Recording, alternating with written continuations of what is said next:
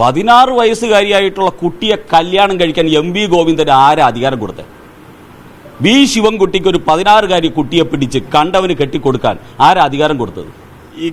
ഈ കേരളത്തിൽ ഈ CPM പോലെയുള്ള മൂഢ രാഷ്ട്രീയം നടത്തുന്ന പാർട്ടികളുണ്ടല്ലോ, എന്ത് കിട്ടിയാലും അങ്ങ് വിഴുങ്ങി ഇവിടെ മതേതരം ഉണ്ടാക്കാൻ വേണ്ടി ശ്രമിക്കുന്ന ഈ നാറിയ രാഷ്ട്രീയം, അതിനുള്ള ഒരു തിരിച്ചടിയാണ് ഇത്.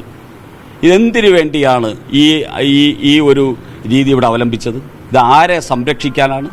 ആരെ പോഷിപ്പിക്കാനാണ്? ഒരു 16 വയസ്സുകാരിയായിട്ടുള്ള കുട്ടിയുടെ കള്ള സർട്ടിഫിക്കറ്റ് വാങ്ങി ആ കുട്ടിയുടെ കല്യാണം നടത്തിപ്പിക്കലാണോ ഈ പാർട്ടിയുടെ എം വി ഗോവിന്ദൻ്റെ പണി?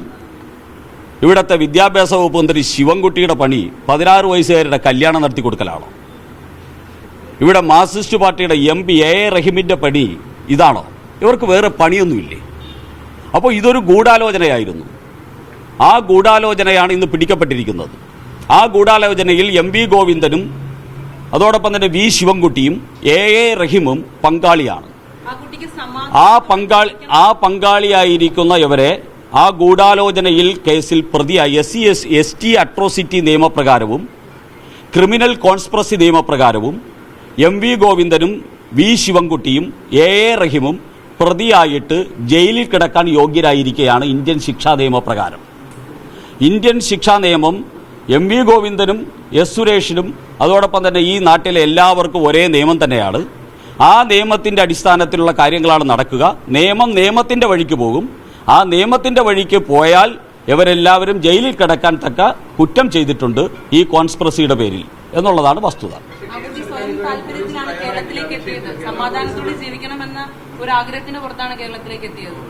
അങ്ങനെ വരുന്ന കൊച്ചുകുട്ടികളെ കേരളത്തിൽ വന്നാലും മധ്യപ്രദേശിൽ വന്നാലും അങ്ങനെ വരുന്ന കൊച്ചുകുട്ടികളെ എന്താണ് ചെയ്യേണ്ടതെന്ന് അറിയില്ലേ? നിയമം അറിയില്ലേ? എം വി ഗോവിന്ദനോട് അത് പഠിപ്പിച്ചു കൊടുക്ക്. അല്ല, എൻ്റെ അഭിപ്രായത്തിൽ മലയാളം TV എം വി ഗോവിന്ദന് 16 വയസ്സുകാരിയായിട്ടുള്ള കുട്ടി വന്നു കഴിഞ്ഞാൽ കല്യാണം കഴിപ്പിച്ചു കൊടുക്കുകയല്ല നിങ്ങളുടെ ഉത്തരവാദിത്വം.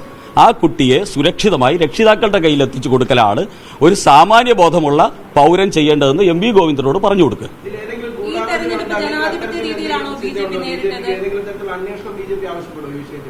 അന്വേഷണം ആരംഭിച്ചല്ലോ.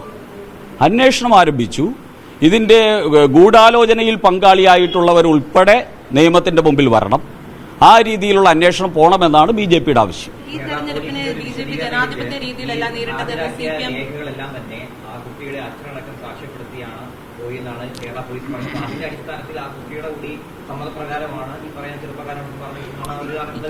നമ്മൾ തമ്മിൽ ഇതിനെക്കുറിച്ചൊരു തർക്കം ആവശ്യമില്ലല്ലോ. 16 വയസ്സുകാരിയാണ് എന്ന് തെളിഞ്ഞാൽ നമ്മൾ ഈ പറയുന്ന കാര്യത്തിൽ എന്തെങ്കിലും പ്രസക്തിയുണ്ടോ? അച്ഛനാണ് ഒപ്പിട്ട് കൊടുത്തെങ്കിൽ അച്ഛൻ പ്രതി, എം വി ഗോവിന്ദനാണ് ഒപ്പിട്ട് സാക്ഷിയായിട്ടെങ്കിൽ എം വി ഗോവിന്ദൻ പ്രതി, അമ്മയാണ് ഒപ്പിട്ട് കൊടുത്തിട്ടുള്ളെങ്കിൽ അമ്മ പ്രതി. ഇതാണ് ഈ രാജ്യത്തിലെ നിയമം. അതാണ് പോക്സോ കേസ്. 16 വയസ്സുകാരിയായിട്ടുള്ള കുട്ടിയെ കല്യാണം കഴിക്കാൻ എം വി ഗോവിന്ദന് ആരാ അധികാരം കൊടുത്തത്? വി ശിവൻകുട്ടിക്ക് ഒരു 16-കാരി കുട്ടിയെ പിടിച്ച് കണ്ടവന് കെട്ടിക്കൊടുക്കാൻ ആരാ അധികാരം കൊടുത്തത്? ഇതിന് ഉത്തരം പറയട്ടെ CPM. നിയമം ഉൾപ്പെടെ പലയിടങ്ങളിലും BJP തെരഞ്ഞെടുപ്പിനെ നേരിട്ടത് ജനാധിപത്യ രീതിയിലല്ല എന്നുള്ളൊരു ആരോപണം CPM ഉയർത്തുന്നുണ്ട്. ഈ പണവും മദ്യവും ഈ വോട്ടർമാർക്ക് നൽകിയിട്ടാണോ ഈ വോട്ട് ചോദിക്കുന്നത്? തോൽക്കുമെന്ന് ഉത്തമ ബോധ്യം വന്നവരുടെ വിഭ്രാന്തിയിൽ നിന്ന് വരുന്ന അഭിപ്രായങ്ങളാണിത്. ഇതിനൊക്കെ ഞങ്ങൾ 4-ാം തീയതി കേരളം ഉത്തരം നൽകും. ആ ഉത്തരം അതുവരെ അവരോട് കാത്തിരിക്കാൻ പറയും. പാലക്കാട് നാം കണ്ടത്, പാലക്കാട് കണ്ടതിനൊക്കെ അവിടെ ഉത്തരം കഴിഞ്ഞല്ലോ. ഇപ്പം ഞാൻ അതൊന്നും പറയാൻ ഉദ്ദേശിക്കുന്നില്ല. അത് കഴിഞ്ഞു പോയ അധ്യായമാണ്. ഓക്കെ, വേറെ എന്താ ഉള്ളത്? BJPയുടെ ബൂത്തിൽ നിന്ന് 336 ലിറ്റർ അധികം മദ്യം പിടികൂടി. അതിനെപ്പറ്റി എങ്ങനെയാണ് പറയാനുള്ളത്? ഏത് പോളിംഗ് ബൂത്തിൽ നിന്ന് ഏത് കേസ് പ്രകാരം ഏത് പ്രതിയെയാണ് അറസ്റ്റ് ചെയ്തതെന്ന് എന്നോട് പറഞ്ഞു തന്നു കഴിഞ്ഞാൽ ഞാൻ അതിന്റെ ഉത്തരം പറയാം. ഓക്കെ, നമസ്കാരം എല്ലാവർക്കും.